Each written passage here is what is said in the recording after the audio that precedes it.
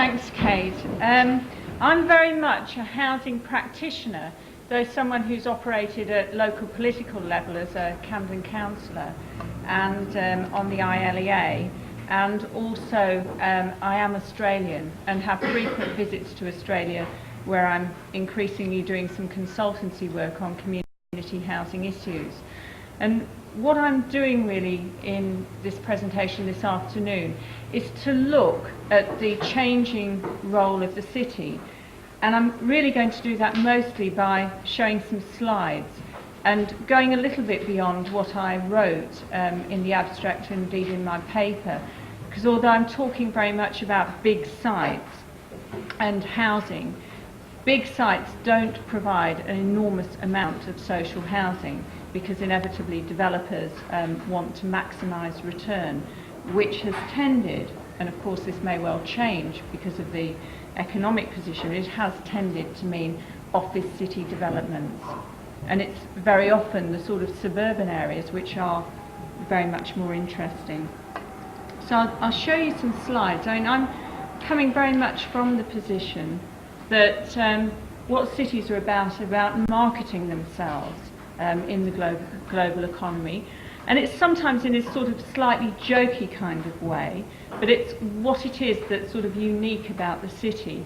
And in Melbourne it probably is the trams, in London it might be Big Ben or St Paul's, some sort of heritage kind of thing. But it's that image that's often a fairly historic image, which I think cities are now beginning to need to reshape so as to position themselves better in the global economy.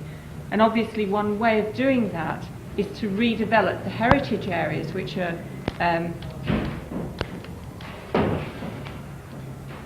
and this is just a map of sort of heritage London. And it's very much how cities are marketing themselves. That's Hobart, where the city at one stage considered demolishing most of the unique part of the inner area. And Ken earlier showed a slide of the art college. I think it might just be in the edge of that, but really the Sheraton Hotel over on the left is what city planners saw as being the way in which it would end up looking like. And it did require an enormous amount of community activism to get areas like the Salamanca dock area kept for community use. But inevitably it's tended to be a fairly upmarket kind of community use. Galleries, restaurants, offices, sometimes places where people can get cheap space, but not all that cheap, and not housing. Turning to Brisbane, and it's an interesting city because it's got a beautiful river and a clear sort of business district.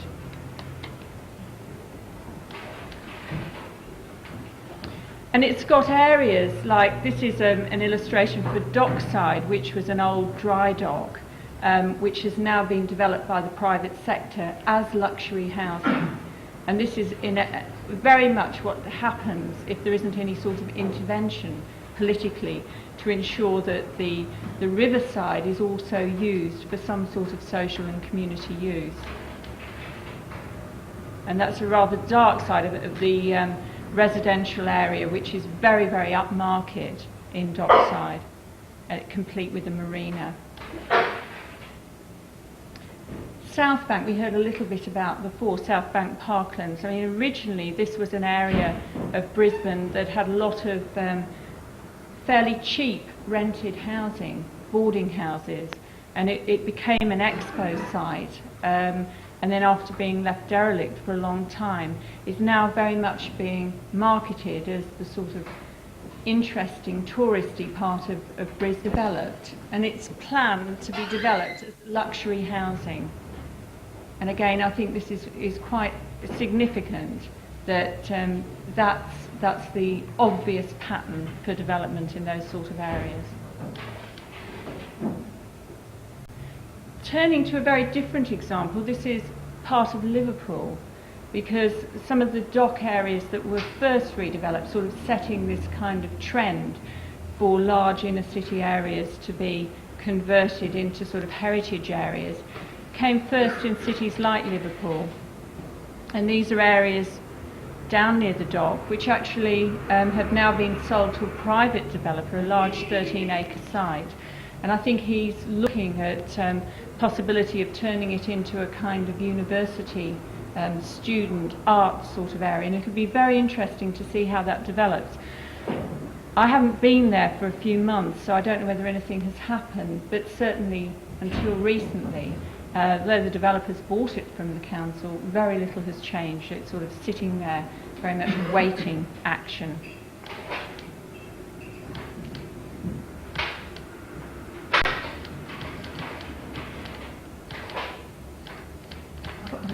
Something's happened here. You've got one stuck.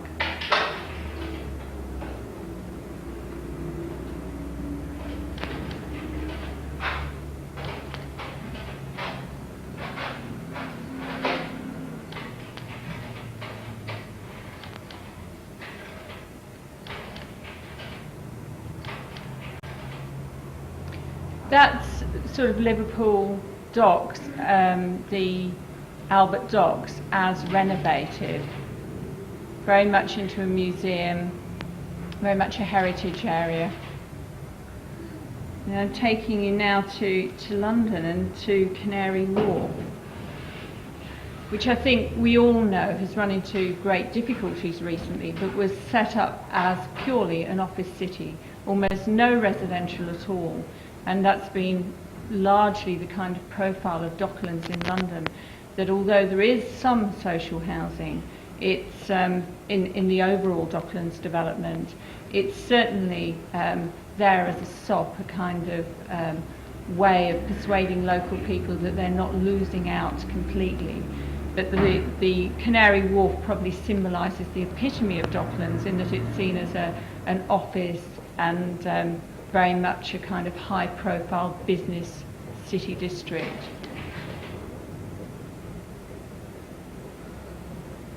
It looks very attractive, but there aren't any people living there. And of course now Canary Wharf has run into major financing difficulties, and there is a serious problem about the Jubilee line extension, which has yet to be built to enable people to get there easily. That's Colonnades, a development in Docklands, I mean, very much in this line of private sector development alongside the river.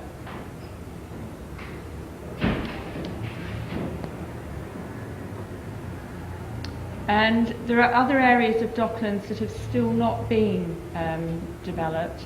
The Royal Docks area, enormous areas, and the sort of plans that Heseltine used to talk about building London eastward and sort of having a sort of eastern growth corridor. At the moment there looks very little chance of that sort of thing being properly financed. It's another view of the Royal Docks. And I think those sort of areas, because of the length of time that it takes to develop them, and because of the huge sums that are needed to build proper infrastructure there, whether it be transport or whether it be housing, and the over-dependence on the private sector to supply that, means that unless there's a very, very clear vision about what's required at the end of the 20-year period, that those kind of developments can easily go awry, as certainly I'd argue they have in Docklands generally, and Canary Wharf in particular. And this is a view of Docklands in Melbourne, and that's a major opportunity for the city to expand westwards. Melbourne's development has tended to be to the east, to the south and the east, and the west has really not been all that developed. And the Docklands Development Group are looking at a 20 to 30 year time span for the port sort of letting go of its operational requirements and that land being released for development. But I think it's interesting there that there is no comprehensive and clear vision yet, although there has been quite a lot of public consultation about what should appear there. it's been a very reactive kind of thing. At one stage there was a possibility of a multifunction polis, the Japanese business orientated idea that possibly could be developed there. Then there was an idea that an Olympic village could be there if Melbourne had been successful in an Olympic bid.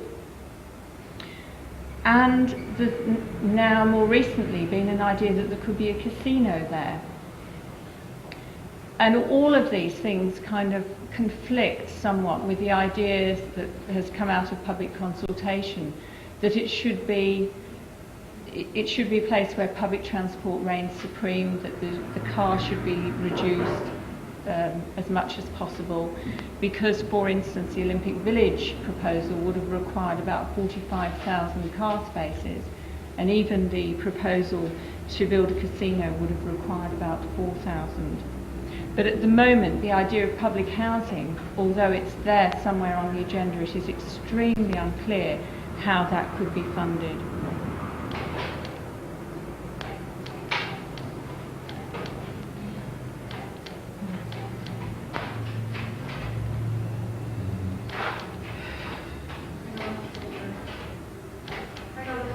Okay. So I think what I've shown, we've got more slides in a moment. What I've shown so far is that these big sites do present really quite considerable difficulties for the cities. In the sort of smaller heritage kind of sites, it's often relatively easy for the private sector, perhaps with some small-scale public sector input, to come up with a solution of one sort. Now, it may be a socially fairly unacceptable kind of solution, but it is some sort of solution. But when it comes to the bigger areas with the 20 or 30-year time span, it is very much more difficult for a city, unless there's a commitment to government and community resources coming in, to envisage the future for that site. I mean, here's going back to Brisbane. There's an area in the northeast suburbs which is fairly close to the main city area, and it's managed to Brisbane because they've been looking very much forward to growth, perhaps a 35% population increase over the next 20 to 30 years. They've been looking forward to that future and have done some very comprehensive planning at city and state level to sort of envisage the future of the southeast of Queensland. And there is about £31 million worth of Better Cities funding that has gone into possible developments in the northeast suburbs. And I think what's interesting there, particularly interesting, is that there has been a strong emphasis on community consultation, on finding out what people in the area want, and in trying to make sure that some of those changes are beneficial. But I just throw up my own concerns there, that because it is so close to the central business district, and because the area is seen as being underpopulated at the moment, and an area which could increase its population very substantially over the next 20 to 30 years, that it would be very possible, and it may well be likely, that the changes that will take place will be fully in the community's control, and that they will be an inevitable shift of the more marginal population, people that are living in rented housing, the Aboriginal community, lesbians and gay men, people who've rented there for some time, who may be forced out on a price basis. But there are encouraging signs as well, because there is a lot of community involvement there, and a lot of energy going in to try and make sure that there are some ways forward which aren't at all negative. And for instance, because the state of Queensland is looking very much at the community housing sector, there are a group of people looking at the possibility of setting up a housing association locally that would try and ensure that there is a reasonable amount of social housing in the area.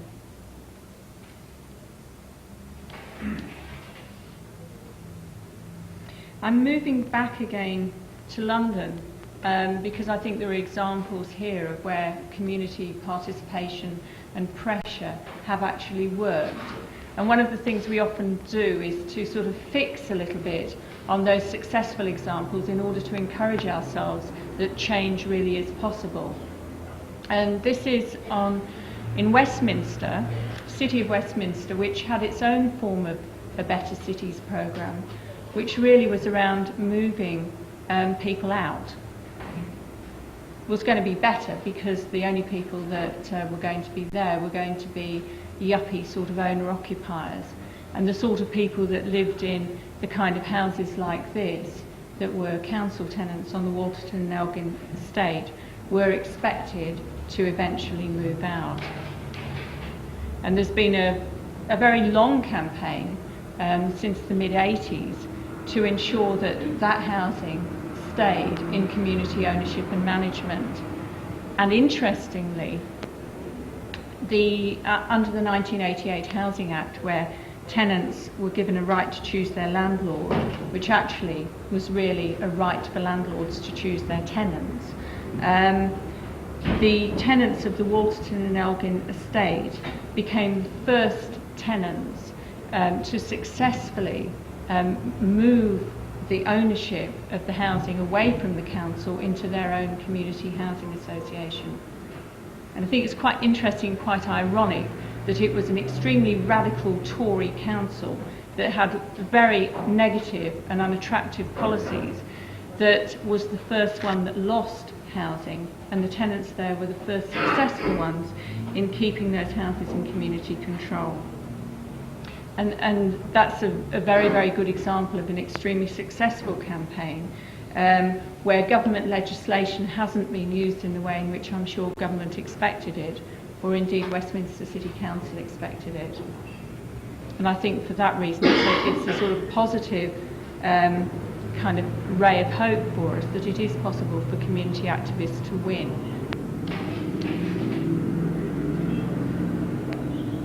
Because I do want to show some really positive examples. This is Coin Street near Waterloo. And again, that was an example of a really successful community campaign over many, many years. A site that had been derelict probably since the last war was on the, I think literally the 12th hour of the GLC's existence, in the final days of the GLC in the mid-80s, transferred to community ownership. And the Coin Street community builders have set up a number of housing cooperatives there and are renovating what was a totally derelict area. And for me, one of the most interesting aspects of it is they've turned to their good use the fact that there was an old car park there, and they rent the car park out to National Car Park, and they use that to pay the salaries of their staff. And they've recently taken over the management of the community garden there that used to be managed by Lambeth Local Authority. And the large tower in the background is going to be converted into community and residential use. And that's another part of the development. And again, because they've had to take a sort of short-term approach, those apparent buildings at the back that look like Georgian buildings are actually painted. It's just a blank wall. But people there felt that it was important to make it look lively during the period until the whole thing was developed. And there are a number of shops, studios, workshops there, which make the place very lively during the day.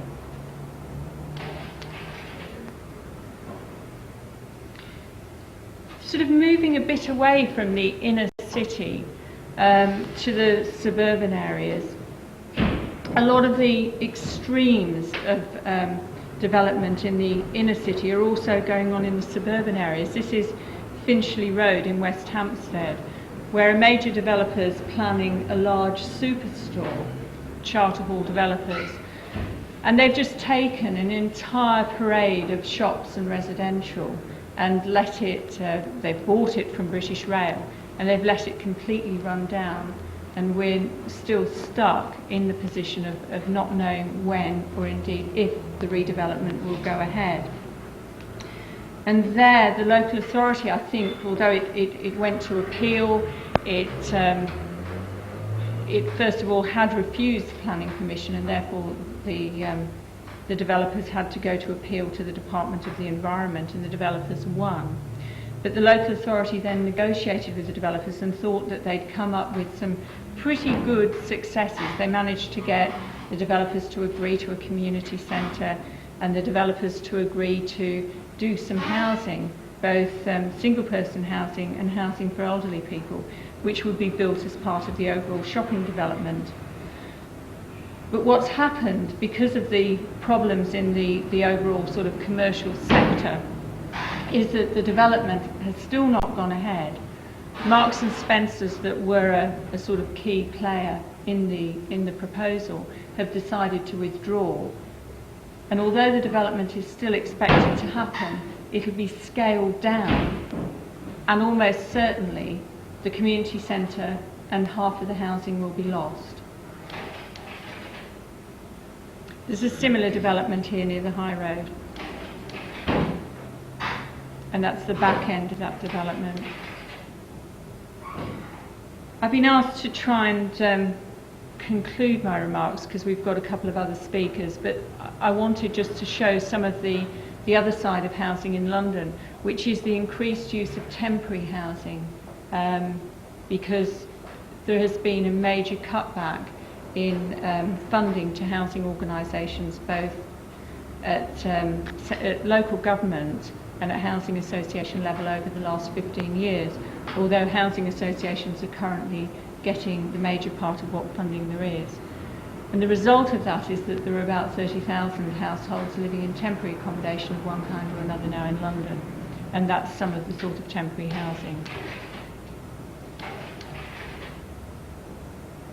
And I'd like to conclude really by looking back at Brisbane and seeing some of the changes that are occurring there in a local suburban setting, where you've got the old timber style houses which are being replaced by these sort of flatted developments which are called six-packs, which have a quite detrimental effect on the environment because they look at each other, just blank walls. And in Brisbane there's a funny thing about cars really, that it's almost like they're being thought of in Victorian terms. You've got to hide them away off the street. That's why the garages face inwards like this.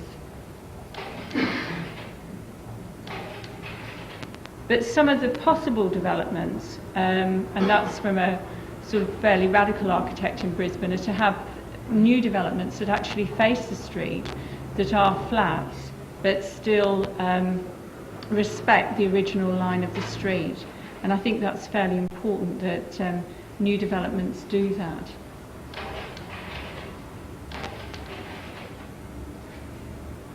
That just shows the line of new development in that format. But coming back again to London, just a reminder that the temporary nature of everything is really what this city is showing. These are houses that West Hampstead Housing Association have managed on a temporary basis from the local authority for 15 years. And these are the houses on the left. We were meant only to have managed them for 6 months.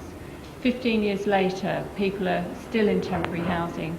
We managed to get enough funding to build a house on the end a year ago, and we've got funding to build a couple of houses this year to renovate the two that you see there.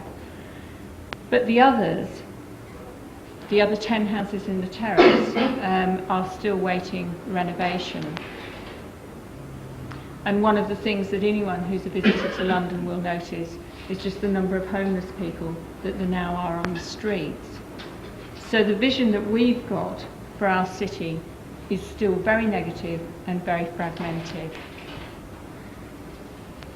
So I think, just to quickly summarise, I mean, there are some similarities between Australian and British cities, particularly in the ways in which there are competition for resources and the way in which there's different sort of funding systems like Better Cities or City Challenge, the way there's a dependence on the private sector for growth. But there are very real differences, and I just really isolate two. I think in the Australian situation, an intention towards social justice outcomes, which I don't really see here. And in the Australian situation, a kind of growth scenario, whereas here we're still managing relative decline. And that has an inevitable effect on the way in which major as well as suburban developments are managed. Thank you.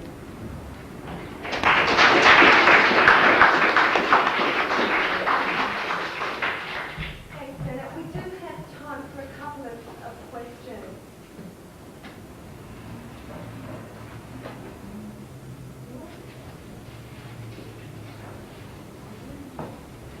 Right, well, we can, if there are no questions at this point, there'll certainly be time for discussion at the end of this afternoon session.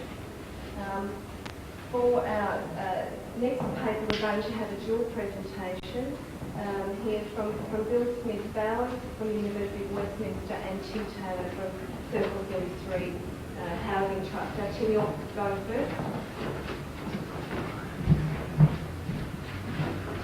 Thank you. Housing associations have been chosen as the government agents for the provision of social housing. Local authorities have a changing role described as enablers. I work for a housing association operating in London. It's one of the larger ones in the city.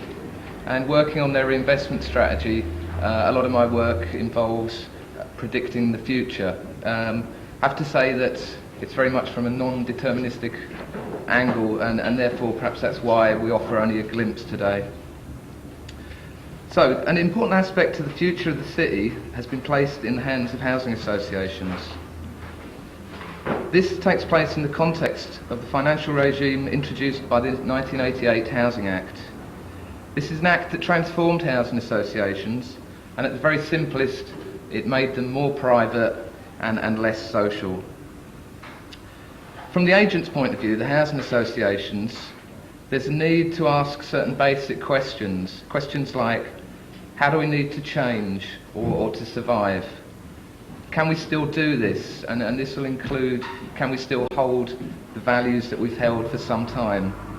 Could we do better elsewhere? From the enablers' point of view, they need to be asking, will their agents remain the sort of agents they want? Will their agents be there at all? Agents and enablers have different responsibilities and concerns. This is perhaps most clearly seen in their responsibilities towards homelessness. Now, if we look at the 1988 financial regime, I'm not going to go into too much detail, but it involves a number of things. It involves a pressure to produce numbers, and that's a pressure from both the corporation and local authorities, and to achieve the lowest unit costs. Indeed, this is the basis of the reward or funding system. Connected to this, it exerts a pressure on product quality and on levels of rent. The two are now more and more linked. It transfers future financial responsibility to housing associations through lower rates of subsidy, through the loss of subsidy entitlement, and various other means. It involves a need in housing associations to begin assessing value for money. The bottom line of this is, can their tenants afford what they're doing or what they propose to do? It'll involve dealing with difficult questions around the demolition of properties and the disposal of their properties. Disposal not so much to raise capital, but to free themselves from unreasonable financial burdens. It'll involve looking at new areas of operation. Can value for money be achieved better elsewhere? Much of our stock is 100 years old. It's costing us £40,000 a unit to achieve a life extension of 15 years. It's high maintenance cost property, it's high energy cost property, and it's also high value property. The regime involves developing new ways of working, and examples of this will be the development of standard house types, design and build contracts, cash programs, volume tendering, standards and performance packages in reinvestment as well as development, the development of area-based strategies, ways of dealing with risk. These are the responses to the questions above. We don't know whether these are the right or correct answers. At the heart of all this is a debate in which meeting needs is increasingly replaced by a simpler notion of being effective. My association, when the corporation come in to carry out their audit, scores very well in maintenance, development and other areas, not because it's meeting the needs where it operates, but because it is judged at being good at what it does within the criteria laid down. Its traditional role and activities have clearly been called into doubt. That's as a provider of good quality, affordable homes in the inner city. It's entered into the business world. There's an increasing switch to reinvestment, which is not about the creation of new units, i.e. the concern of the enabler. And there's a continuing emphasis on development in other areas outside of London. Meanwhile, in London, the visible evidence of homelessness remains all around us. We see in these trends a retreat by central government, a distancing from the responsibility for failure, and a recasting of failure itself, in which such things as street homelessness become an accepted fact of life. Bill is going to talk about another level of retreat and notions of the post-shelter society.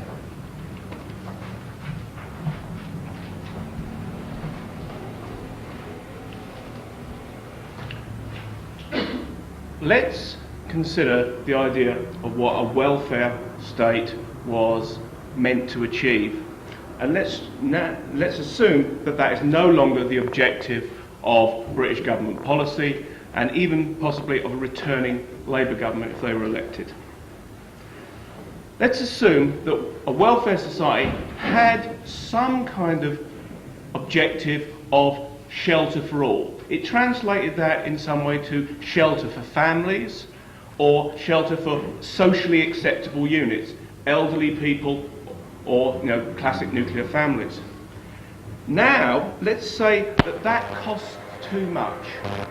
Let's argue that when the state examines the financial burden of new build programs that perhaps would have to build, say, 200,000 units a year for the next 10 years, and it looks at the tax base to achieve that, and then it looks at, is it really a concern of the electorate to achieve that objective?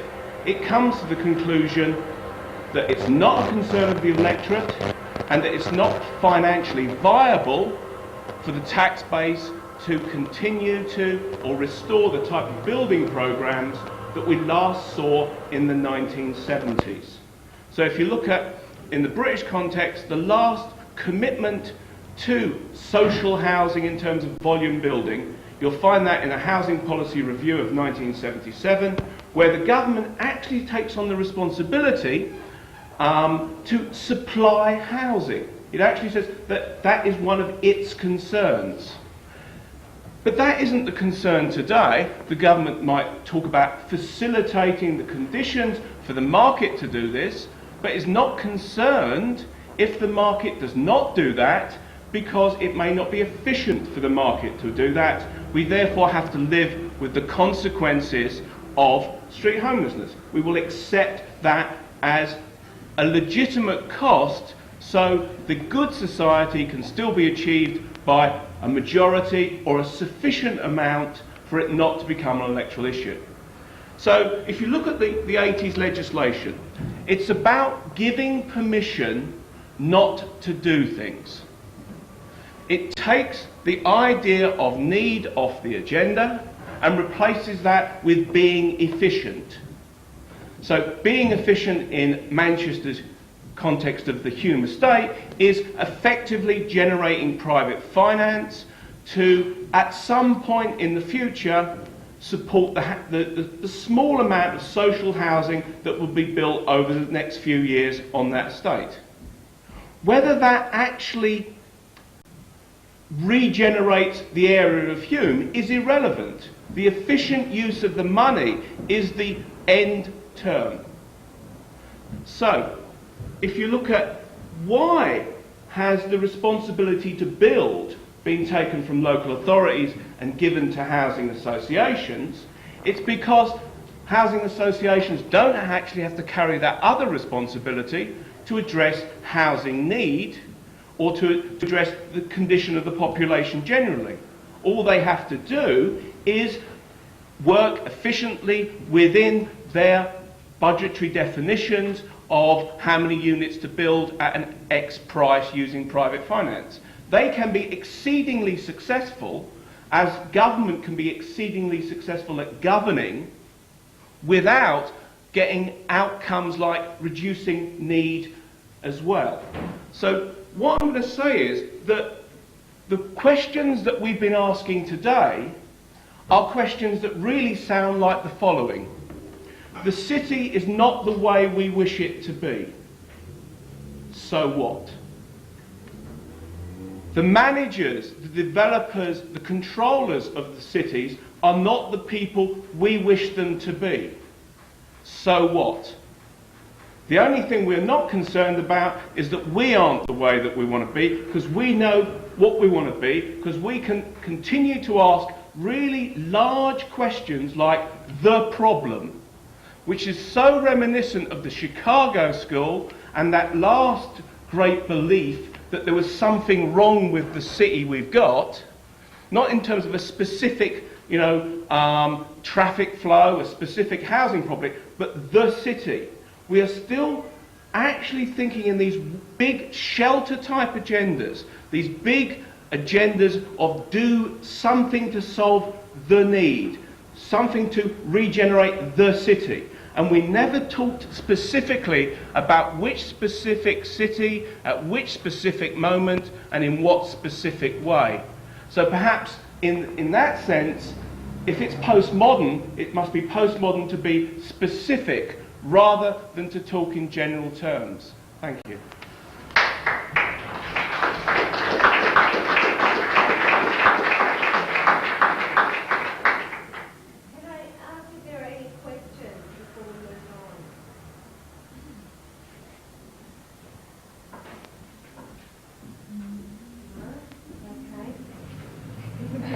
In that case, we'll have our final paper from Professor Peter Williams from the University of Wales, and then at the end, time for general discussion.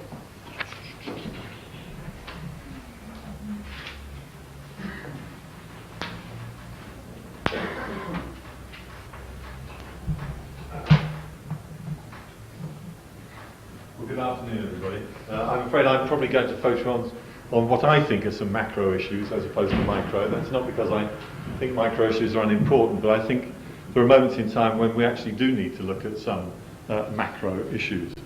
I want to talk in a very preliminary way about issues about market failure and the role of the state in the housing market. It's not because I believe I have any particularly profound answers to some of the questions, but I actually think we're at some certain turning points in history in sense of democratic consensus and perhaps the dismissal now of the role, the supreme role of the market, and possibly therefore the reintroduction of other concerns which perhaps reflect previous eras, and we do need to think about that. I'm going to think out loud about some of these issues, partly as a reflection of having spent 3 months in Australia this summer, which follows on a previous period of work there, looking at the issue of home ownership and looking at the issue of the role of the public sector in housing in Australia. And I'm trying to draw the threads of those concerns together around the general issue of the state and the market. So what I want to do is briefly, as far as briefly as possible, try and look at, if you like, certain, well, they're inevitably preliminary arguments. There are also, I hope here, ones that there are obviously a wide mix of people here. And I'm trying to argue, I suppose, at least as an outset, the reason you should be engaged in housing as much as when discussing the future of the city, is that housing is central to the future of many cities in all sorts of different ways, both economically, in terms of the economic activity of the city, and in terms of the social effectiveness of that city. I want to touch upon issues of the limits of the market and the limits of state intervention. And I think these are important issues that we can't escape from, not least, if you like, put back in city terms, because I think ultimately they're about the effective competitiveness of particular nations, regions and localities. And I do think in increasingly marginalised economies in a global sense, of both Britain and Australia, the issue of the competitiveness of those particular locations becomes ever more important. So I'm going to develop this presentation really in relation to public housing and home ownership in the two countries. And I want to try and reflect upon the evidence in relation to those two sectors, and to try and draw some general conclusions about the role of the market. I think I would be arguing, in essence, that the emphasis upon the market is clearly misplaced. I mean, everything that was said in the earlier sessions this morning, I think many of us would sympathise with. But I think there's no real agreement as to the, if you like, the shape, the form, the level of intervention that is, if you like, desirable, acceptable within the housing market, and indeed, if you like, pragmatically and politically feasible. And I suppose pragmatically, and one can condemn me for this, but I'd argue that in seeking to secure a place for the public sector, we should, I think, abandon the kind of oppositional politics of tenure, where it's, if you like, home ownership v public housing, and actually recognise a different position for public housing, which is, if you like, as a supporting, sustaining role for home ownership. Now that may be seen as undesirable and thoroughly pragmatic, but that's the position I think I wish to take. And I would also want to take, I think, the view that there can be no universal set of solutions which stand in all places and for all time. Again, a point that was made earlier on. And we're therefore still left with the question about, is there any inherent role for a public sector in housing markets in Australia and the UK?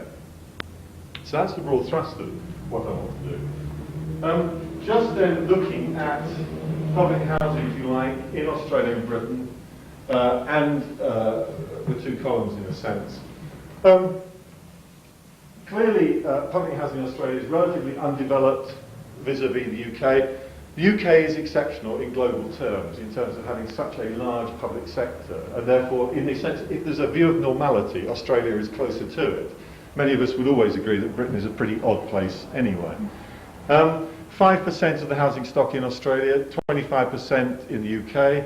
Oddly enough, in Australia, the public sector is growing. In the UK, it's declining. In Australia, community housing associations are being promoted as a competitive alternative to local authority, state, public housing, whereas in the UK they're being promoted as a replacement. In both countries, the public sector, through the state housing authorities in Australia and local authorities in Britain, have increasingly targeted their housing provision to those in most need. In both countries, that's sharpened up increasingly. You can actually raise all sorts of problems that brings about. But the reality is that, at least in political terms, they're now more clearly meeting the target of housing for the least well-off in a way that in previous eras perhaps they weren't. There are substantial and significant cost problems in the structure of housing finance for the public sector in Australia, massively growing housing allowance or housing rebate costs, and that is also true in the UK, where the actual costs of the sector in many ways are running to some degree out of control. In the UK, that's leading to substantial disrepair of the public housing stock. That's less evident in Australia. The response in both countries has been significant and substantial reorganisation, where both countries in many senses have responded to the challenge, political, social and economic, responded to the challenge of them being a residual and undesirable sector with quite profound transformations in terms of their performance. And in both the UK and Australia, housing organisations have shown a considerable capacity to respond to the condemnation of their role that has existed. Oddly enough, in a country which has 25% of its housing stock in the public sector, In Britain, I would say the debate about the role of the public sector is less intense than it is in Australia. Much more fundamental questions are being asked of the public sector in Australia than they are in England. I almost think in Britain there's almost a complacency because it's so large you don't even need to debate its future. In Australia, because it's so small, people oddly are actually debating its future about whether it should exist or not in quite a profound way. I would begin to suggest that the public sector in Australia is increasingly secure, though one can never be sure, and certainly if it's only 5% of the housing stock, how can something that small be secure? Is it really necessary? Could you in fact just dispense with it completely? Again, raising the question about, is there an inherent role for the public sector? In Britain, it's fundamentally insecure. There's no doubt that the public sector could and might disappear, even within the space of the next 10 years. I would suggest to you that a 2 million size of the housing stock for the public sector is quite feasible. Indeed, if the right instruments are put into place and government is clearly interested in so doing, you could actually see the public sector in Britain disappear completely in terms of housing provision in the next decade. In Australia, Mr Hawke came to power in the 80s promising that the public sector would double in size. He failed to actually meet that promise, but it is growing, and the projected growth is to about 400,000. Oddly enough, in both countries, there is no real substantial party political support for the public sector. It is viewed in both countries, I would argue, as largely discredited, as being a sector which, in many senses, has failed to produce the goods that were desired by the populace, has, if you like, raised as many problems as it's provided solutions, and has therefore not, in essence, it seems to me, attracted mass party support in the way that one might have hoped or wanted. So therefore it's to some extent a disabled sector which is limping along with the possibility of survival in Australia and the possibility of complete disappearance in the UK. That's the public sector. Turning to home ownership. Home ownership in Australia is, of course, perhaps what many people would identify with Australia, the idea of the house on the building, on the block. A much longer history of home ownership in Australia, 50% achieved in about 1900, in Britain 50% in 1970, and indeed, really, the regional variations in the UK mean that 50% wasn't achieved in Scotland until the 1980s. That was true of Greater London and the north of England. Slow growth in Britain, and I do think those of you familiar with UK debates of the last few weeks about the dash for gas, we have experienced, in a sense, the dash for home ownership in the UK. The Conservative government has promoted home ownership above all else in many ways as part of its platform. 1 million dwellings transferred from the public sector in the 1980s. 50% of the growth of home ownership in the 1980s was achieved through the transfer of public sector housing to home ownership. In Australia, the view of the totality of the housing stock occupied by home ownership has settled down to a view of about 70%, no particular desire for it to rise above that. In Britain, there is still a debate that it should rise to at least 80. There are many Conservative ministers who would echo the view of one Conservative minister who referred to council houses, or council housing estates rather, as those odious socialist islands, and wish to actually completely demolish the sector and therefore to increase from 80% planned to perhaps 90% would be seen as desirable. I would actually say to them, yes, you can probably get to the idea that 90% of the population will have experienced home ownership during their lifetime. Whether at any time the sector is 90% of the population is another matter. And I think in Australia a similar position would have been achieved at. 70% may be the level at any time. That's not to say that only 70% of the population will ever be homeowners. Some will come in and go out, and therefore there'll be considerable move through it. It's striking in Australia that the incumbent debt for homeowners is quite low. Britain, by contrast, is a highly debt-encumbered society. High house prices, high lending has meant that in Britain, and this is one of the causes of fundamental instability in the UK housing market, the very high levels of debt carried by individual homeowners. In Australia, that's partly behaviourally triggered by the fact there is no mortgage interest tax relief, MITR as I put there. In Australia, in a sense, there's every incentive to pay off debt as quickly as possible, and indeed not to actually have that debt at the outset. In Britain, the mechanisms are the very opposite. By the offering of a subsidy for loans, you're in fact encouraged to sustain and keep your loan and have it as large as possible. Therefore, Britain has actually built into its subsidy structure the very mechanism that increases the instability of the sector, particularly a sector which is under pressure at moments of economic downturn. So mortgage interest tax relief and high debt are two sides of the same coin which cause problems. Both sectors in both countries are now facing real costs because, again, in both countries, massive deregulation of the housing finance system occurred in the 1980s, thus meaning that homeowners are actually now facing real costs in both Australia and the UK, and that obviously has huge consequences. Price booms and busts have come and gone. In Britain, obviously much more fundamentally than Australia, there are real problems with home ownership in the UK, as I'll briefly touch in a minute. I would say in Australia, if you like, home ownership, if we have a picture, it's relatively unproblematic, at least at one level. In Britain, there is a rather complacent view as in Australia. I would say in Australia it's a very complacent view about home ownership strengths and weaknesses. In Britain, it's still complacently viewed as a minor problem, yet in fact I think it's a major problem of considerable significance in the UK economy and UK society. We have market fluctuation in Australia, but we have market collapse in Britain. I suppose if one was to look for market failure in the two countries, you would identify the failure of financial institutions in Australia to produce the variety of mortgage instruments that you might have expected in a deregulated housing market to emerge. They haven't, caused a considerable concern that financial institutions in Australia have not responded to changed market conditions. In Britain, we do have market failure in the shape of obviously massive collapse, and just as one simple example, number of repossessions by court order, those figures up to 91, do show, if you like, the rapidity of change in the market, which for years was characterised by considerable complacency. The building societies have that default was never very significant. They were very content to publish those figures for years. They are much less content to publish them now.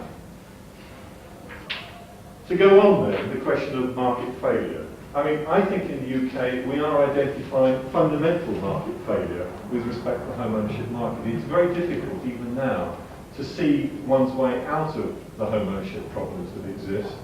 The overhang of markets through repossession and default is considerable.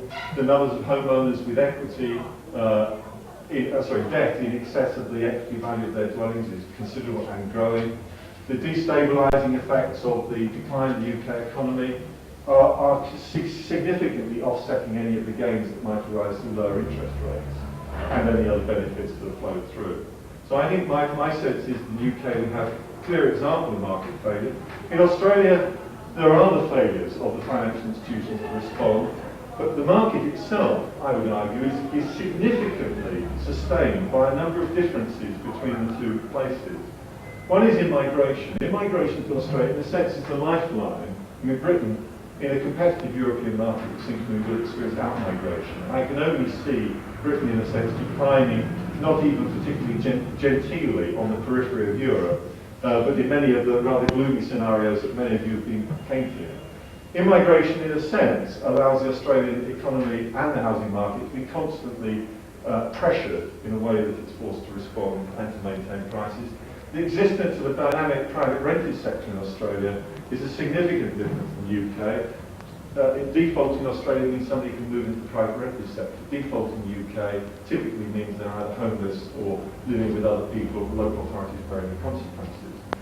The low level of debt in Australia, in the absence of mortgage tax relief, therefore encouraging them to take on debt, actually means people have much more flexibility when market conditions are more difficult, when their own personal circumstances are more difficult. And I would also argue that in a mature market, I'm contrasting the view that you could say the Australian housing market is mature. I began to wonder whether the British housing market was pubescent, but I decided it was probably young adult. Is that in Australia, with home ownership levels of 50% for so long, a mature market and a mature production of inheritance in that market has been running for a long time. People inheriting property or the benefits of that property, the cash proceeds. That then feeds into debt encumbrance of the successive generation, which means that people are given a much greater insulation between market fluctuation and the conditions that surround them. So, in a sense, market failure in the UK is partly one in which we're looking at the market in a particular point in time which doesn't have some of the mature characteristics that Australia has. Last slide.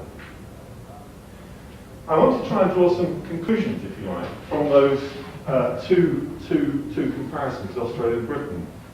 And I'm particularly trying to think of the issue about, is there a sustainable role for the public sector? Because many of us, I suspect, like to kind of think that maybe if the cavalry is coming, they will turn Britain back to the 1970s or 60s and get your flared trousers out again and everything will roll on as it was. That in a sense, things could turn backwards. And is there therefore a sustainable public sector? Is there an inherent role in housing systems for a public sector? There seems to be a view in Australia to some extent that the small public sector is sustainable.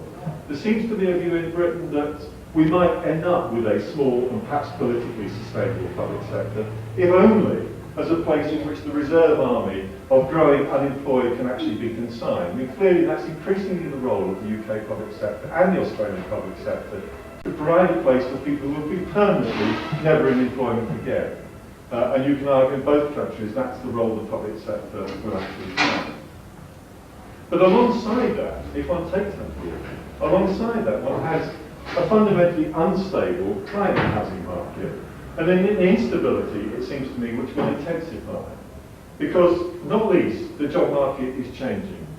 Housing markets and home ownership, in a sense, have been predicated on people's long-term income growth and employment growth. And yet, actually, what we're seeing is more and more contract employment, more and more part-time employment, more and more instability in income. So the actual circumstances, the economic system, are increasingly conflicting, it seems to me, with the assumptions that home ownership has been based upon. Equally, and importantly, the actual capital markets themselves are much more now exposed to competition. They are markets which have been fundamentally transformed in the 1980s, and I do think, as a general issue, the transformation in markets in the 1980s is something that we haven't really comprehended. So many more things are now subject to market pressures, so many more things are speeding up, which we haven't really yet put into our thinking about the way the world around us works. It actually means things are transmitted much quicker, in much more deviant ways, if you like, than we have previously been used to. And I think one of the issues generally that we have to think about is about the role of the markets. But the capital markets have been intensified, the transaction rates are increasing, and I think a key factor here is inflation. Inflation was the great lubricant of the housing market in Australia and Britain in the 1980s. High levels of price inflation meant people very rapidly moved away from their original debt into making their capital value of their property was rising. That meant that if anything went wrong, they could sell up, still make a profit, and close off the debt. With low levels of inflation, the lubricant of inflation is gone. The risk of exposure to debt is with you much longer. And that's precisely the mechanism that's going to be with us in the 90s and onwards, and I don't think our market has yet adjusted to it. It does, it seems to me, point towards the great hook of mortgage interest tax relief. Britain made a fundamental mistake, you could argue, in introducing mortgage interest tax relief in the 1930s, and it's a cost that they're still paying, $6 billion at the moment. Those soundings at the Treasury will use this public expenditure around perhaps to deal with the fatal blow which has been coming for some years. And also, the issue of the role of the private rented sector. There is party consensus in Britain about the role of the private rented sector now in a way that there hasn't been for 70 years. That may also become to be quite important. The issue then of what level of home ownership. I think I and others would argue that 70% is the max. Whether that's seen by people here as desirable or not is another matter. It's a very contestable assumption that it is a desirable level. However, I would begin to put one or two arguments in place for it. One is that with low levels of inflation, the capital gains through home ownership are less. The idea of home ownership becomes more associated with it as a consumption good rather than an investment good. And to some extent, therefore, if the benefits of home ownership are more neutral, there is perhaps more of a case for actually sustaining and supporting it. The role of public renting, then, may become one where, in a sense, public housing authorities almost police the boundary between renting and owning. They go over to rescue homeowners that are falling into default. they promote, if you like, affluent renters into home ownership via a variety of mechanisms. The role of public rating, therefore, is less as an oppositional role and more as one of actually sustaining home ownership, which, by surveys, we are told is the desired tenure. We have to again to confront the issue about whether that is an acceptable view or not. There will obviously be the people here who feel it's not. The alternative role for public housing, or so public housing authorities, is the one played in Australia, where in essence, public housing authorities in Australia, instead of actually providing public housing, provide the finance to become homeowners in a very large and significant way. And that is, of course, an alternative mechanism. So to my final 4 or 5 points, really, I want to ask the question, is there an inherent role for the public sector?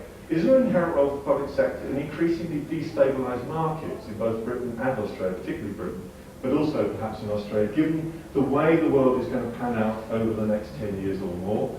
And isn't that of importance in cities in terms of their competitive advantage, the effective functioning of those cities in a whole variety of ways? Let's not forget the connection between the housing market, the job market, employment prospects, mobility, all of those things that many people here would associate with the functioning of cities. They come back to a housing nexus in the end in a variety of ways. If we do have consumption-led home ownership, which is what I'm beginning to argue we will have because of the changed conditions of accumulation through home ownership, then there are a whole set of issues about, well, will the market change? Will there be new forms of housing solutions coming forward? Do the old forms, if you like, of only public housing or home ownership, which in the sense of the polar opposites I'm posing, do those begin to fade away and we can think more flexibly? What I would come to a final conclusion on, it does seem to me, A, there is no universal solution in terms of housing terms, and there is no permanent solution. And if there's no permanent solution, how do we, because housing is a particularly durable good, how do we make the transition from, if you like, one housing era, one set of housing solutions to another set of housing solutions? How does that transition actually take place? It seems to me those transitions are almost as important about talking about the emerging markets and, if you like, looking backwards to the previous markets. We are in periods of extreme transition, possibly, and I'd like to leave that thought with you.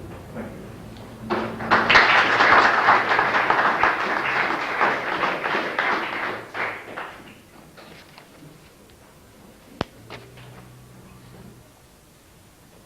We do have time for questions. Can I ask first if there are any questions for Peter Williams? And then we can throw it open. Can I ask you to identify yourself?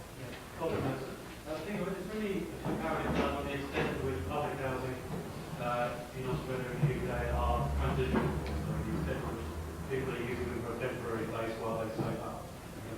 I get the impression that's more the case in Australia than Yes, I mean obviously in the UK it was, but you're quite right, it's more so in Australia than it is in the UK. I mean not recently, no. I mean there will be data obviously on people's changing tenure, moving out of tenure and so forth. The very nature of the UK public sector, with more and more people on housing benefit, means it's a terminal destination.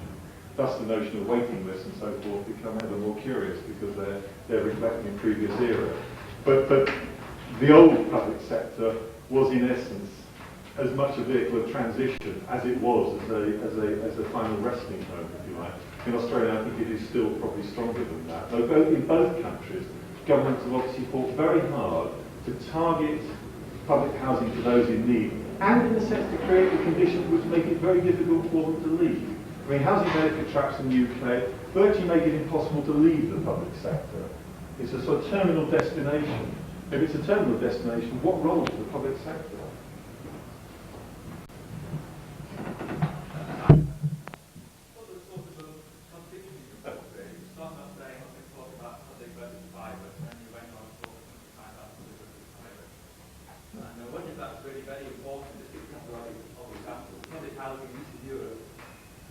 Europe for 89 used to be for the highest quality housing at the lowest price for the establishment and professional groups. Those people have that choice to go and build their own houses for their own occupation, or the well-known example of own occupation in Sweden. It has state finance, it's built and publicly owned, and the developers have to act as the contractors, the pricing controls by the state. So I argue that's much more social than public housing in Britain. My point is, tenures, this sort of tenure dichotomy you keep saying now isn't really very important. What's important is what happens inside those things. How is it built, at what cost, who lives in the, who makes the profits out of that whole process, what's the degree of individual control or democratic control of those processes, and on overlooking them. That's what the issues. And well, obviously you touched on those things. They constantly got, given by this sort of tenure thing. I accept the criticism. It inevitably, in a sense, it does focus on two sides of the coin. I would agree with you entirely, Simon. The issue is about looking inside of those things for the ingredients. I still would ask the question of you, however, that in a sense that polarisation does exist. Regardless of how we might classify it and interpret it, it is a polarisation that exists, and it's partly a question of how we liberate ourselves from that.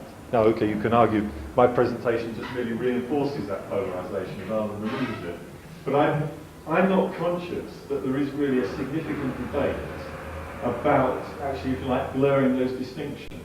It seems to me ultimately we keep falling back on them, whether we like to or not.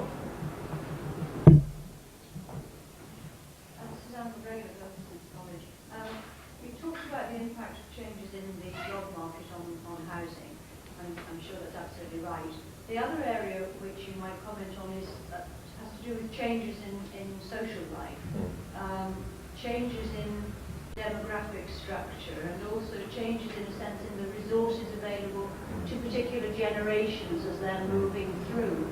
And I think that period of expansion of owner occupation represented a period in which there was a middle group which was extremely lucky. It was rather small, a small cohort, and it was also rather lucky in that it went on the post-war boom and continued to do well.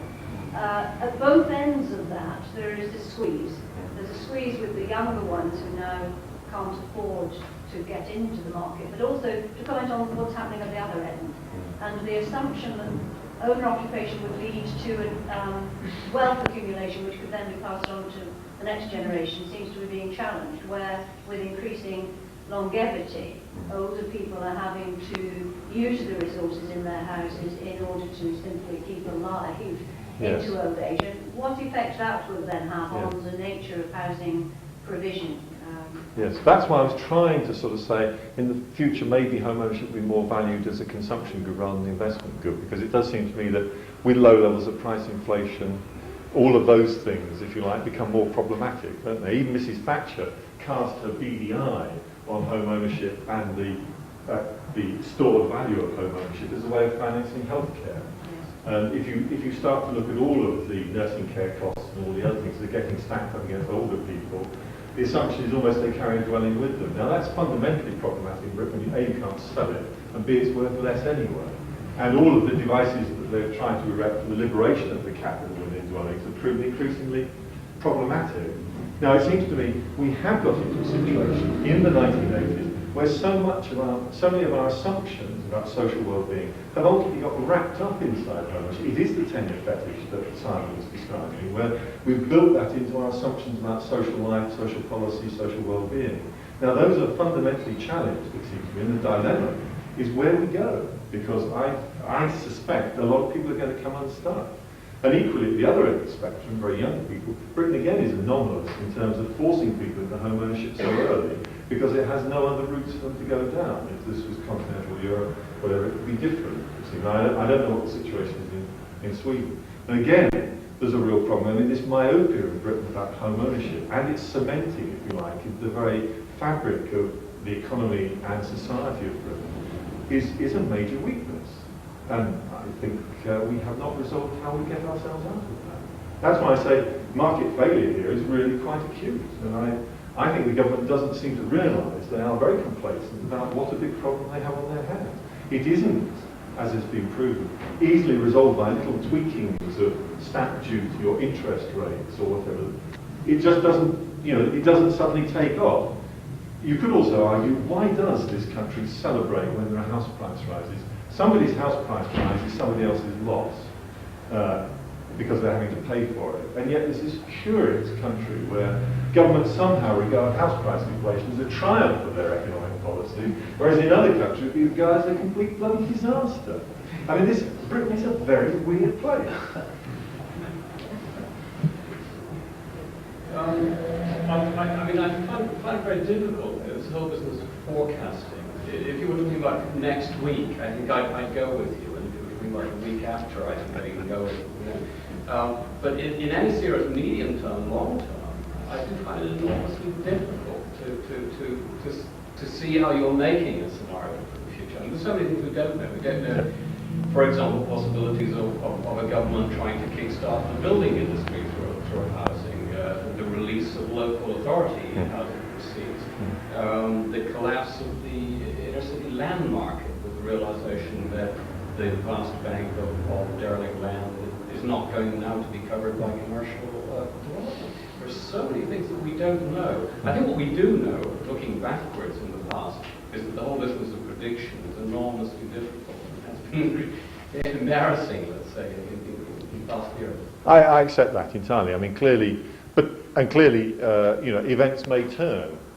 But I would still say to you there are real structural problems with home ownership in the UK. And in many senses, those problems, it seems to me the experience of the 1980s or the late 1980s has produced, at least for a 20-year period, a perceptible shift in people's views of that sector. It will have behavioural consequences. It will actually trigger all sorts of ramifications. People will be less secure in home ownership in a way that I would have argued in the 70s and the early, mid-80s. People were into rather cosy assumptions about the role of home ownership. Now that's challengeable and questionable, not least, I would say, because of the liberalisation of housing finance markets.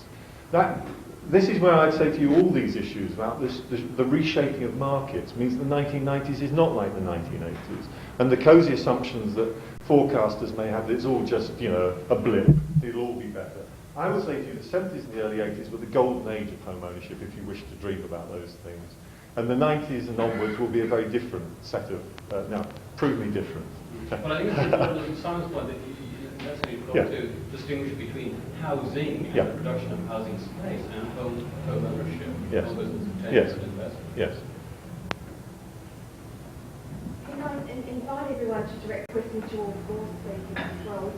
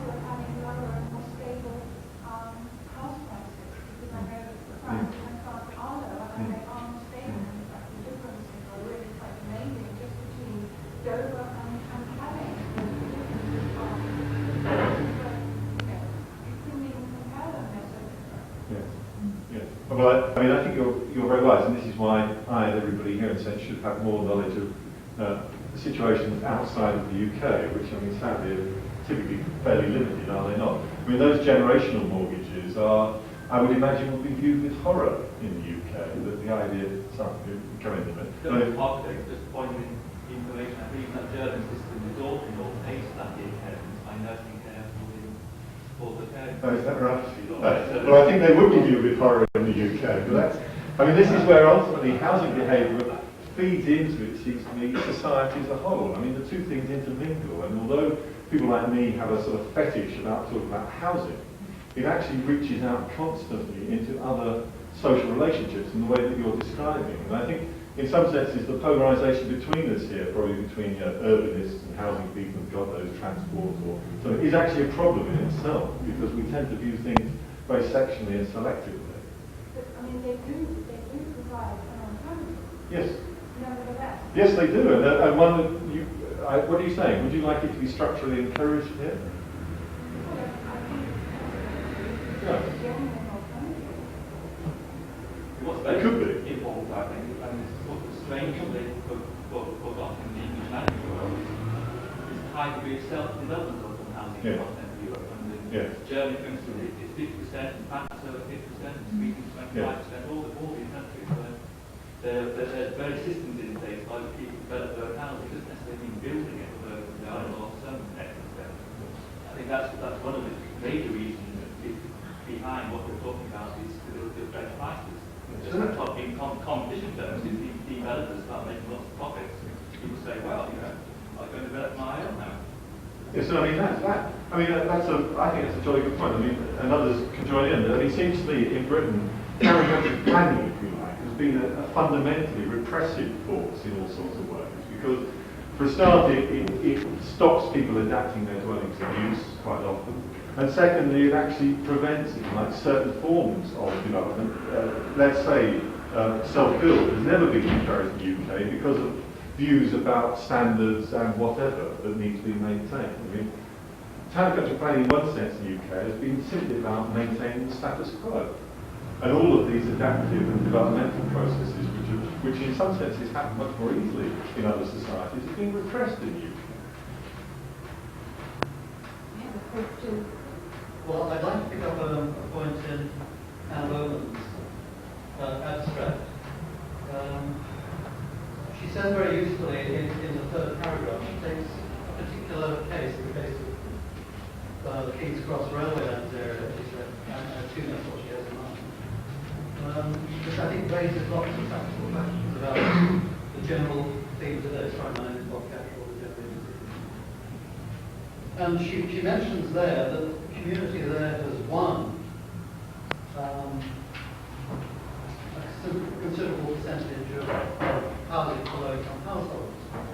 However, I think it's important to add it has won that if the developers develop that area. And of course, that is a very big question at the moment. And I think the question that kind of class example raises for the debate that we've had today since beginning with David Harvey and finishing with Peter Contribution just now is, have we got some way of moving out of this seesaw between emphasis on the role of the private sector and emphasis on the role of the public sector? And I think it's quite clear that we don't want a replay of old-style so-called socialist paternalism, nor do we want a replay of the market paternalism that we've had for the last 10 years. And it does seem to be there are a number of people on all sides who are now trying to answer that. I mean, in the case of King's Cross, the developers themselves are beginning to say maybe there's a role for the community, although they've talked to the community now for 4 years. I think the Urban Villages group, which is represented here today, is trying to say that there is a role for responsible, socially based development that can involve the community. I think again, if we look back at King's Cross, how did it, again, trying to extract general points out of a particular case, the way in which the community was able to conduct that struggle was partly because they were funded by local government, by the public sector, despite the fact that the public sector's own planners found themselves, it seems to me, in many respects, closer to the developers than to the community. So, I mean, there's obviously a role for the public sector there, we mean the local public sector, and a very important role. So, I think it seems to me today that if we are trying to say how do we move beyond this seesaw, I mean, we are back with this sadly much abused term partnership. But we've actually got to spell out exactly what it means, what kind of relationships between the community, the local public sector, and the private sector developers involved. As I say, one part of that argument I think is being presented by the Physics Group. I'd just like to give one more example. And I think one of the exciting things about the Railway Lands group of King's Cross is that they've really taken on themselves to master the economic expertise that the developer and some of the planners have.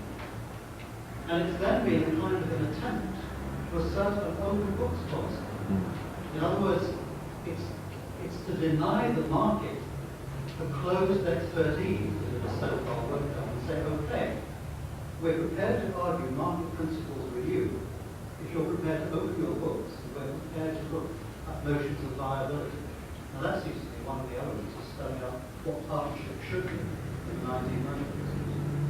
I made that as a statement, but obviously I'd like to reply to that from Anna or maybe the other. I certainly agree with what you've said, and any kind of wins that occur are very much partial ones, and as a result of enormous community energy going in there in the beginning, and also usually some sort of resources from somewhere else, as you're aware from your involvement in the railway lands issue. But I think it is a real problem, this seesaw that we've been on, and I think we're coming to the end, obviously, of that era, because the whole issue about using office development as a way of funding some minor community benefit has been really totally called into question. And I think it's interesting the way in which developers in Docklands now are looking at converting offices back into residential, and the way in which offices are being offered out to universities as temporary accommodation, and the way in which housing associations like West Hampstead are being given much more longer-term options on temporary use of buildings. And maybe the only way we'll ever come to some sort of new way of working is around sort of using those temporary, partial, and in many ways highly unsatisfactory sort of windows of opportunity to develop different sort of ways of funding and use that as a kind of exploratory sort of space for community and housing organisations to sort of set a new agenda. But doesn't that, can I just come in there? I mean, doesn't that agenda have to, if you like, be articulated? It does seem to me, I mean, Anna's quite right, isn't it? They're all sort of one-off opportunities that don't necessarily accumulate into anything. The culture of dependency is still very strong. It's a gift relationship from a body to another without necessarily that developing. I mean, is there some way, is there something happening which generates a new set of debates, a new agenda that takes us beyond that, so it accumulates into something? That's a question. Dirk Hansen, German School of Architecture. I just wonder, in relation to reshaping the cities, if you are not losing yourself in all sorts of detail. I mean, if you say housing is part of, let's say, the city, or making the city, then I think the questions have to be asked maybe in a different way. I mean, I wonder if you're using public housing, or the definition of public, you're using communities, and myself coming from the continent, I see no hope here unless these issues of publicness or community are defined completely differently. Yes. I mean, obviously, coming from Germany, everything is holistic there. And it is the nation or the state plays a role. Here the government plays a role. Unless these things are not really actually sorted out, England is going down the drain as it has been shown by research since the 1870s. So, a number of computations of, let's say, tenancy agreement, housing association, who is doing what, and what level of own home ownership we have here in England and so forth, I think won't matter a hoot. Because, I mean, as you quite rightly said, the government doesn't realize it, I think England doesn't realize it, that the property situation here is so up the creek here that I fear that maybe next year the whole thing will actually collapse around our ears, unless there is a fundamental discussion. And I find it, I mean, it's like criticism, I find it a little bit too detailed, too tight. Can I actually respond about the importance of detail? I want to talk to you about a part of London called Southwark, which the north part of was dominated by local authority rebuilding programmes during the 20th century. So most of the north of that borough now is council housing, which many people do not wish to live on, and the type of things that concern them are really minor things like lifts don't work, repairs aren't done, very basic things. Another part of the borough is called Dulwich, which through the significant way in which an actor bought two estates in the 17th century meant that the development of that part of the borough has been controlled by Dulwich College ever since. And that meant that one part of the borough is a village and it's very attractive to live in, and it's a resource that a community are attempting to protect. Now, a minute thing has happened to that area. That is that Southwark did a planning game with Sainsbury's.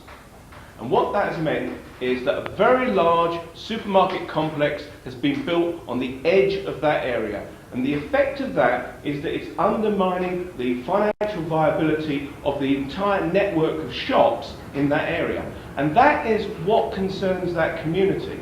And I don't think that they really want to hear kind of strange things which have no meaning, like the country is going down the drain. So if you actually metaphor, what does that mean? How do you measure the size of the drain, where the drain location is? But it's a great way of actually doing cultural imperialism. Because what you're saying to us is that our society doesn't match up to some specific objectives about what the good society is. I actually think that the good society in this country might be that people stop using their motor cars to drive to Sainsbury's. They learn how to engage in the simple acts of shopping in their local area. And that they generate, at a very local level, qualities of life. So that's what I've got to say. No, what I mean actually is that, I'm not saying that the continent is better or whatever or worse. That this would be a futile argument. I only believe that the drain is actually quite big. It's quite a bloody London sewer. But the thing is, recently in the newspapers was that some Tories have actually complained that the leasehold agreement now, that the freehold is being taken away from them. So it means that they had a lot of landowners, so to speak, maybe like the Duke of Westminster, etc. That is what I mean. Unless the situation is changed, that is public land, property, the nation belongs to all of us, like coastlines and so on. It says London Docklands. They're owned by specific institutions. The coastlines of this country are owned by the Crown Estate. This is what I say. As long as things constitutional reality. That's what I mean. As long as things are seen, defined, unlike in France or whatever on the continent, in philosophical terms, as separate. You talk about crown estates. But we don't talk about crown estates on the continent. It's the state. It is us.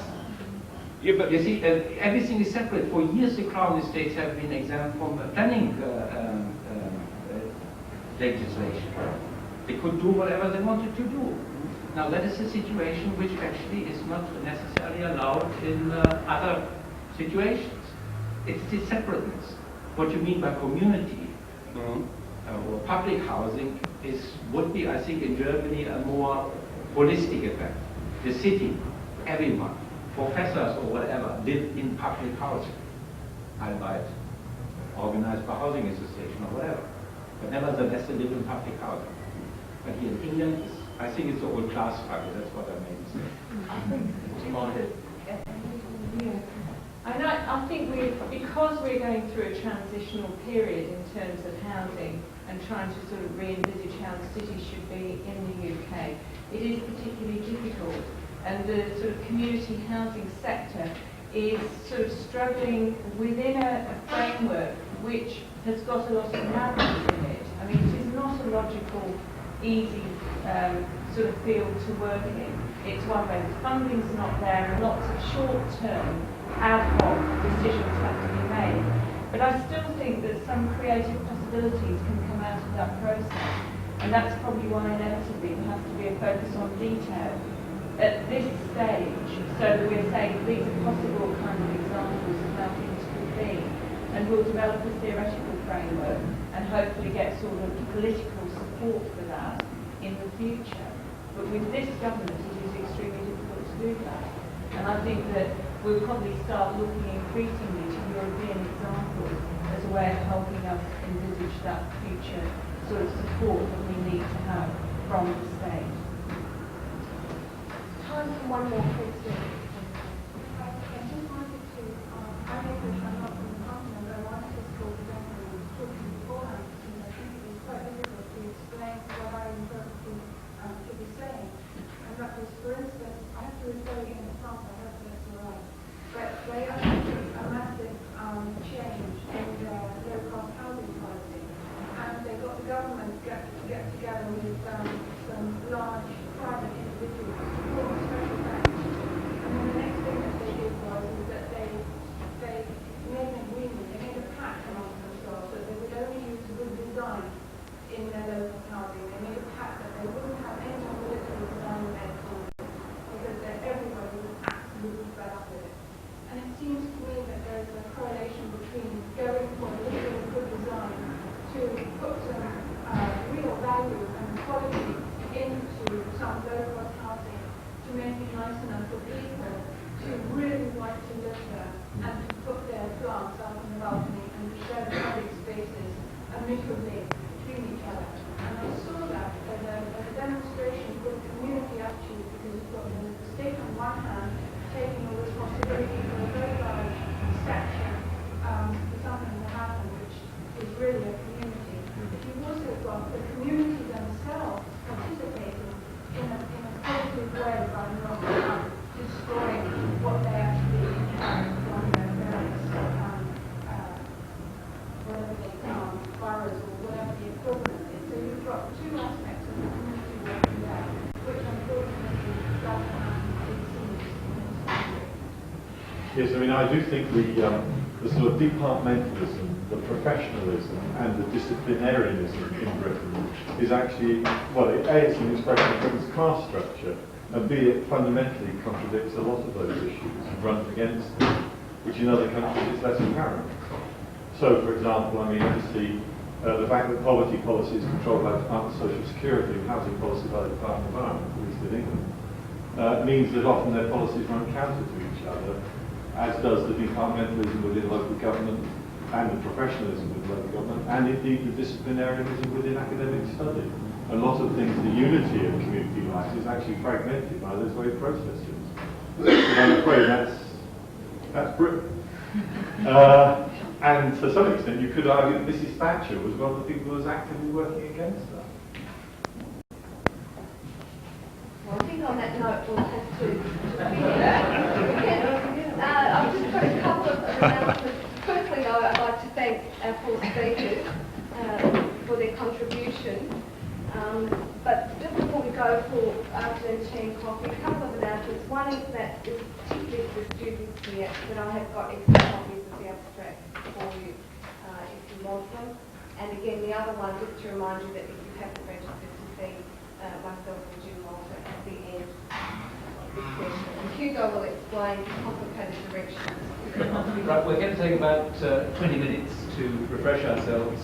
There are a lot of general themes that come to the thread of a good discussion. I think towards the end of the afternoon we were getting quite a good discussion together. The idea of this final panel really is to allow you to let off with a steam. We've been sitting here very much being confronted by a whole series of images, presentations and so on, with not much chance to get back and to develop perhaps broader ideas. So we've invited four people to just make short comments for a few minutes about some of the things that have interested them, that have come up during the day, or particular parallel work that they're interested in, involved in, that they can briefly describe. We've got Robert Giddings from the University of Northumberland, Patrick Malone from the University of Manchester, Dick Pratt from the University of Central England, which I'm reliably informed is in Birmingham. For those of us in England who are not used to the sudden renaming of all the polytechnics, it's extremely confusing. I think the University of Central England, I think, is the grandest one I've heard of. Now it's called the University of the Universe. The next one, which will be Southern Underline or somewhere. And Elizabeth Labar, who works in the AA here and also teaches in Middlesex Poly, or I suppose now it's Middlesex University. Yes, indeed. And what we would like to do is just to go around the panel and provoke some ideas coming out of today. There are obviously a whole range of different themes, some of them very large scale, some of them much more specific that have come out today. And again, at the end of tomorrow, when you'll be even more confused with the sort of indigestible kaleidoscope of stuff that would be thrown at us, we'll try again to bring together some better discussion. There were very deep themes today that I'm sure will recur tomorrow, such as the whole question of social justice that David Hardy touched on, and that whole elaboration of what that might mean, how you might manifest that in a future. The whole issue of past and future and the relevance of previous attempts to remake images of the city and how that might fit in our future attempts to see the city. Related also to something which within an architecture school is very important, which is the importance of an image or a concept of a city that is in some way in a public consciousness. The city partly exists within the minds of the people that live in it, and it is a good or a bad city for very different people in very different ways. Another very powerful theme that's come through has been market failure, or the whole question of the relationship between the market and the production of built form and the production of social space and the use of space.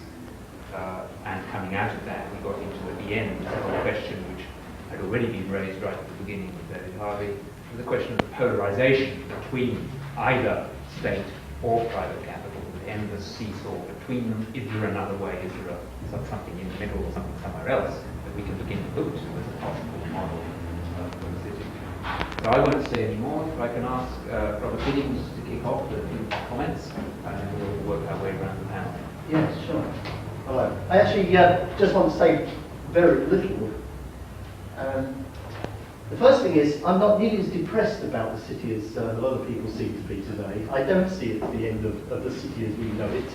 I think there's been some poor decisions made. I wouldn't go along with a lot of the policy that's been occurring in the last few years. But nevertheless, I'm convinced the city will go on. And I think it's extremely important we think about what kind of city it's going to be. And I'd like to pick up on the comments that you just made, because that's the kind of work that I do. It's actually considering the physical structure of the city and ensuring that it has a coherent appearance, because I think that has much deeper meaning than a lot of people realise. The only other point that I want to make initially is about housing. I was very taken by the last presentation on housing, and it's one of the most important issues, I think, as far as the city is concerned. We really do have to encourage more housing to come back to the city. The city I come from, Newcastle, because of local authority policy, more than anything else, over a lot of years, the number of residents in the city has been very, very few. So in the last few years, it's been something we've been trying to do, is to get more housing developed, more reuse of buildings as housing in the city centre. Okay. I'm basically sitting here as someone who is predominantly involved in training urban designers and in research for criteria for urban design. In that sense, I think what I want to say is that we're not well equipped in that department. One of the very difficult things you learn if you're someone who studies architecture when you qualify is that architects have very little power. And the next difficult thing I think you learn is that if they had power, they probably wouldn't know what to do with it. And so in that sense, I would draw what I'm depressed about is the state of knowledge, the state of theory, the preparedness, if you like, in the design professions of architecture, urban design, and planning in so much as it concerns urban design. The extent of our knowledge, which is generally weak, often in certainly the architectural end, very utopianist, very reductive, typically the view of architectural students in particular of the city is that it's a physical object, it's a collection of architectural devices which is under their control. This is a very handy image because it allows them to assume a sort of godlike position in pointing out images of the future city as a city which is basically architecture and therefore under their power, as it were. And they're quite innocent of the determining role of capital, the determining role of politics. They're quite innocent of their own political situation, the political situation of architecture. And I don't think it would be entirely depressing because I think the situation is improving. It's improving as the graduate schools particularly improve within the university system. It's improving as architects learn to raid urban studies and geography and sociology and associated subjects and bring back material which is of use in architecture and urban design. But I just want to say that I do think we have a very long way to go. And it does raise the question, referring in a sense to our program, it raises the question of the issue of management and who is going to manage. Because if we divide our world at the moment into academics and practitioners, the academics may have and do have a much greater knowledge of what's going on. But to some extent, I think we're enormously marginalized. I think we would have to admit that Mrs. Thatcher probably never read David Harvey. And on the other hand, the practitioners are there in the field, but with an absolute innocence sometimes in terms of the values of the work that they're involved with. I think what I got from today and what I was looking for was a series of conflicts and clashes of approaches. And I was slightly disappointed, but I judiciously noted all those that I could find. And the ones that I came up with was not only a tension between presenters, but also within presentations. And they were these. I'm sure you could add to the list. There were those who were advocating piecemeal observations, piecemeal prescriptions, and I think that was there was a potential clash which would have been most fruitful to pursue between that and the more structural analysis being advocated, and perhaps we could give that another round. It seemed to me that there was also possibly a focus upon outcomes rather than processes, as David Harvey was suggesting they might. And that was a bit disappointing. There were calls to look at specifics from all quarters of how built forms arrive. And there was an attempt from time to time to make generalisations, and I think they too were rather disappointing. There was an impatience amongst those who wanted to get on with the job and be action orientated, and perhaps a minority current, not necessarily representing individuals, but within people as well, for a more critical and reflective thing. And those differences mirrored micro concerns and macro concerns, urbs and civitas, if you like, as well.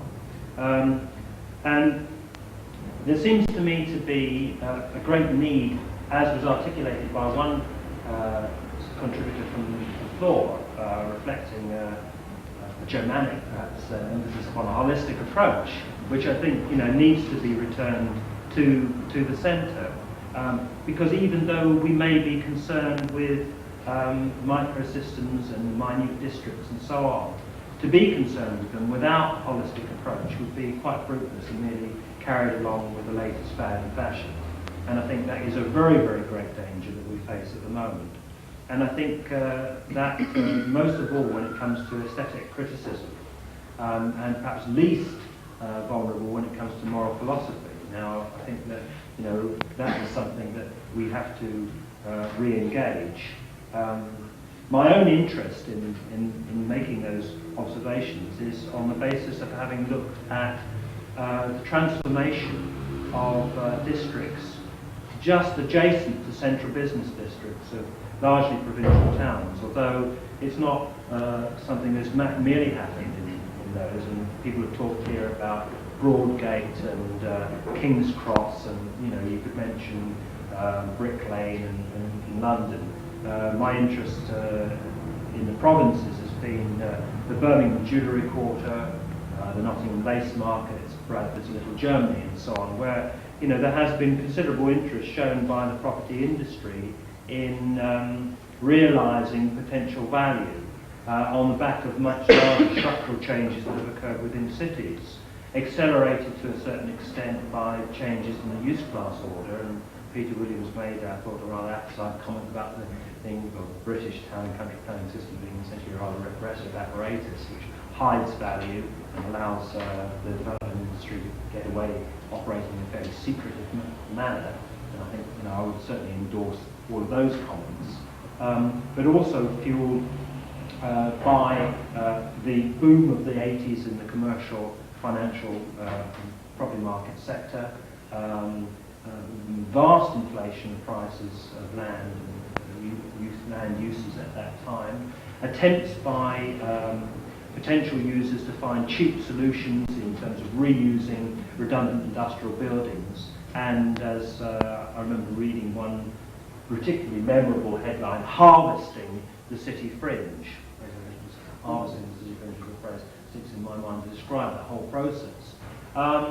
And jeopardising at the same time pre-existing lower value creating industrial districts and industrial communities, and seeing what has happened, looking at winners and losers in that situation, and looking to see how the state, not merely the government, but how the state, central, local, and planning regulation comes down in that situation, and who is able to make use of it, and who is denied opportunities to realise their aspirations. Running through all of that was thought stimulated by Ken Walpole and others about livability, and it seems to me that has fueled to a certain extent well, not me personally, but there is a clear demand being created in the market for office buildings and so on for a more livable city, and I would certainly like to challenge that approach, which merely, if you like, promotes design and town centre management techniques without necessarily looking at people who can be displaced, which is why I think we should kind of return to that whole question of structural analysis. The necessity, it seems to me, to integrate approach which is concerned with politics and economics, a political economy of a new type perhaps, into that kind of analysis of the elements that make up urban vitality. I think one of the things that I haven't heard today, and I think the silence to me is audible, is the question of history and the way in which previously concepts of calls for a new vision of the city or new practices within the city were historically, certainly from the beginnings of our modern times, and by this I mean post First World War and before, were very much associated with the cleansing of the city and a notion of going forward without having any fear, if you like, of obliterating its recent past, except for a few monuments of state, crown, locale, certain aesthetic sites, culturally valued sites of the nation. But if you think of the reformers after between the wars, their ideas of a future was really based on a notion that what had been the past for every ordinary people, what had been livability for every ordinary people, was not a past to preserve or keep or to worry about in a sense. And I think that they were largely right. Okay. I don't think that ordinary people in London lived very well in 1920, and I think ordinary people in London today live better. And the thing that is absent, I think, today is a sense of an assessment of the past or learning from the past and learning from modernity. And by modernity, because I've been very much into the minutes of the Public Health Committee of Bermondsey Borough Council recently, and there is an example of professionals who were activists, who were both street preachers and agitprop people, who were making films for their community in 1924 and showing them in the streets and so on and so forth. They had they had both an enormous consciousness of what they were doing as professionals, and at the same time an absence of self-consciousness. Okay, and that almost is what we lack today, is this absence of self-consciousness, this sense of being so engaged that we will see later what the actions will be, but being also very, very clear as to where, as professionals, we want to go and where we were going. Now, if you were a medical officer of health in 1924 for Bermondsey, you were very clear as to what you had to do. You had to eradicate the 2,000 cases of child tuberculosis in the borough within 5 years. They were very clear mandates. But nonetheless, they were mandates which, interestingly for me, had very important urban impacts, had impacts at the level of architecture of Bermondsey, had an impact in terms of city planning, had an impact in terms of the whole way a local authority was going to come and service its citizenship. Now, we could call it patriarchy or patronizing kind of local authority approach, but I don't think it was meant to be that in that time. There was an engagement, a relationship between the people and those who serve the people, which I'm not saying we have to return to or find again, but we certainly have to redefine again. And the moment of professional activism has to, I think, come back. And that does mean a kind of engagement, but also confrontation with that urban dweller who, I'm not sure who he is, but he used to be, or she used to be, or both, not one after another, I must say, a citizen.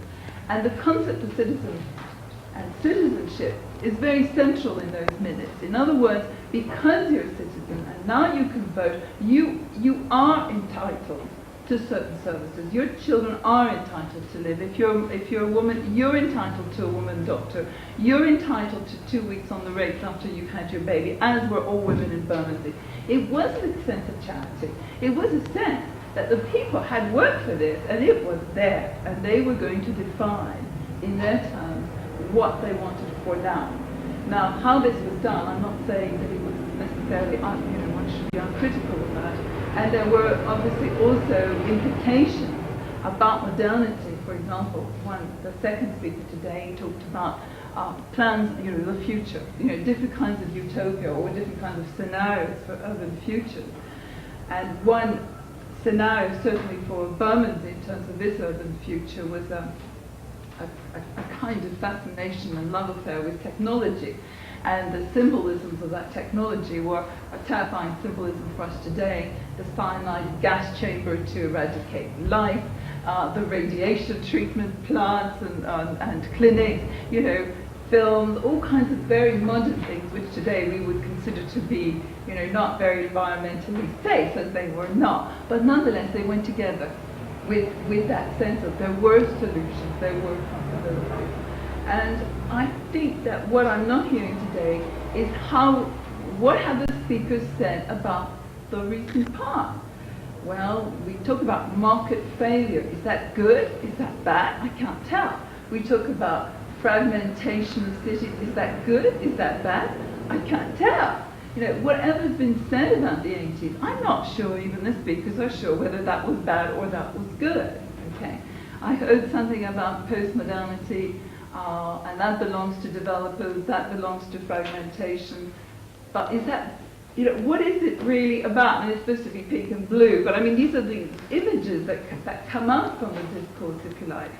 And I'm not sure what these means, these reflections on the recent past, how the recent past is being looked at. But one thing I do know is that we've been denied somewhere along the line, maybe the last 20 years, from looking at our past, from having a vision of our past, never mind a vision about the future. I'm talking about a vision of the past, because if we want to learn from modernity, the reformers of the interwar certainly had a very clear vision of the past.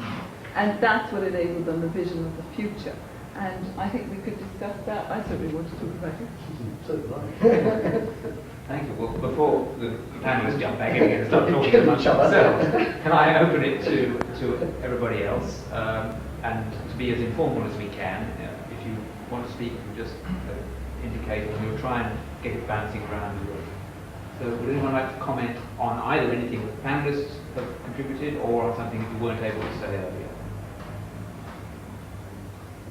Can I just jump in? I mean, Elizabeth, I mean, United Vision of the Pastime Food would be the question. Well, I mean, I was trying to say that the kind of speed of policy change and everything else, people are responding to here and now. That's one sort of thought. And Yeah, I'd be interested sure. in you say more about that. Secondly, I mean, the reason I would identify market failure as a problem, i.e. bad, to answer your question, Okay. is that in a sense we presume that the market would work.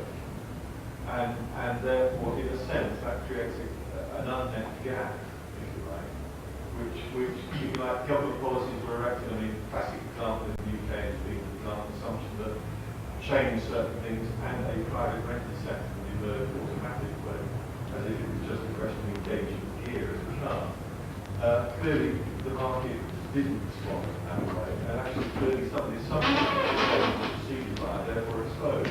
And the cost of that is actually borne by the populace that might, benefited from some of those things. Well, I think, first, I don't know who we was, but I never presumed the market would work, number one. Okay. I think the second thing one could argue is that the state has always intervened in housing, whether private or public or whatever. And we deny a notion of history by not looking at the history of the changes in configurations of relations between, if you like, civil society and state, we say, since the last 70, 80 years. And if we begin to think more in those terms, we might be then seeing that there isn't a big change to be made. What's happening is a new kind of configuration, going partly behind, partly forward, is happening. Okay. Now, this configuration, I think, has implications, certainly in terms of politics at the national level, but also how the individual or the belongs, if you like, to a class, to a locality, to a city, the politics of belonging, which can have an exclusionary dimension, as David Harvey mentioned as well, but which can also have which importantly also has an inclusionary dimension. Okay. Now, when I'm talking about the people of Bermondsey, because I decided I was going to look at modality, how it actually happened every single day or every other, week in Bermondsey. What you do have is an explosion of the concept of belonging anyway in Bermondsey. This was happening in 1920. People were being exploded all over the place, and many were pushed out of the borough as Bermondsey was setting up its new Garden City campaign, until the government said, you can't do that, you're pushing everybody out of the borough that you don't want, So that belonging was being exploded. But what the council was providing, in ways which may be politically criticisable today, was another concept of being, okay, with new ways of living, new modes, very, very modes in themselves of being. And by being, I'm talking about the most intimate aspects of being. And this is why the public health department was so important. Although it did control housing, it controlled everything else that happened in service provision in the borough. But it started from the instruction to children on how to clean their teeth. It started on instructions of how you prevented the spread of tuberculosis as a tubercular person. It started literally from a management of sexuality, infant natality, mortality, and so on. Okay. Now, and it was organized by professionals. Okay. But professionals who were themselves within their profession highly criticized for what they were doing. Okay? The medical officer of health receives a letter from the BMA saying, what the hell are you doing showing films in the street at 10 o'clock at night on a Thursday, last Thursday? And he says, I don't care, because I want people to be healthier. Okay? You can criticize that position. But there was a sense of engagement and this very clear idea that if you wanted things to change, you change people. Okay. Now, we're talking here about change all the time, but we don't want to have that responsibility of changing people at the time as well. But that was a responsibility that was taken between the wars, whether by fascists or Nazis or whatever, or municipal socialism for that matter, and very similar responsibilities for very similar kinds of changes of behavior. And I was interested in what you said about the decommodification of housing. If it's a use value, then people see their homes differently. But the question to be raised is, do they see other buildings and other places in the city differently too? And I would like that idea to be brought in more, integrated more. Can I bring in someone else from the back? You talk about history and about citizenship. I mean, it's a conundrum now that there is maybe no history of citizenship in this country. And this is why this breakdown, what you describe actually in detail, and what you can read out of David Vittery's accounts, seems to me that there is, and it's coming back what I said earlier, there is no concept of citizenship. One doesn't know. The Falkland Islanders didn't know if they were actually citizens of the country, could enter the country or not. So if that concept has like in the Roman Empire, then of course you have problems with the city, the polis, and then there's problems with housing, and then you have distortion of the market. Because the market in some sense, or the market situation, depends on the concept, on the pervasive underground of maybe, for instance, in towns and cities, of citizenship. I mean, coming back, sorry, to Germany, in Berlin, I registered with the city. Sure. My abode. I don't see it as a police measure. It was once, I mean, you can always use a police measure, obviously, but identify with the city. I register with the city, with my community. And I think that is maybe missing here. Well, we can't change history as well. You know, Germany has a history of city-state because it has its own history, if you like. But you have to admit that citizenship did break down in Germany at one point as well. Okay, and I would disagree with you that Britain doesn't have a history of citizenship. I think that in fact what we have undervalued in Britain is, as historians or people who are not doing enough history, is how important the city was to develop citizenship. Okay, that service provision was not what you call service provision today at all. It really was a contract. It was a contract for having fought in the war and come back, and it was a contract between paying taxes, voting, and your children living longer and you living longer. It was a very basic contract, but it was a consensual contract. And it was also a class contract, because I think the origins of service provision in Britain don't come from upper class or rich cities. They do come from the poorer, more pioneering inner city areas in Britain, okay, which were very, very conscious of their own change and their need to change. And they were also paradoxically very wealthy. Bermondsey was a very wealthy place. I mean, there was wealth creation, you know, like crazy in Bermondsey. It was as rich as Hamburg, if you want, except that the people were extremely poor who worked in Bermondsey. So it was this awareness of the social structure of the society, and also this exchange, if you like, between the people and the authority of that time.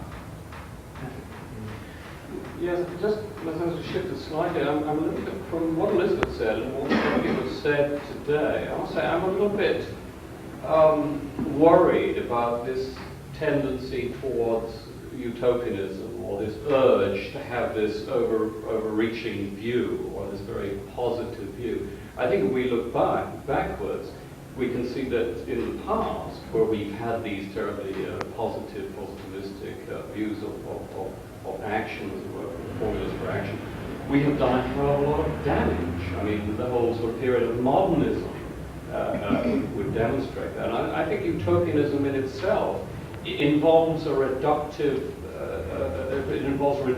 thinking. In order to get a very clear image, you have to dump, you have to throw out the vagaries, the things that are difficult to think about, the complexities. You clean the image up until you're absolutely clear where you're going. I think that's enormously dangerous. I think what we have had is an opportunity to establish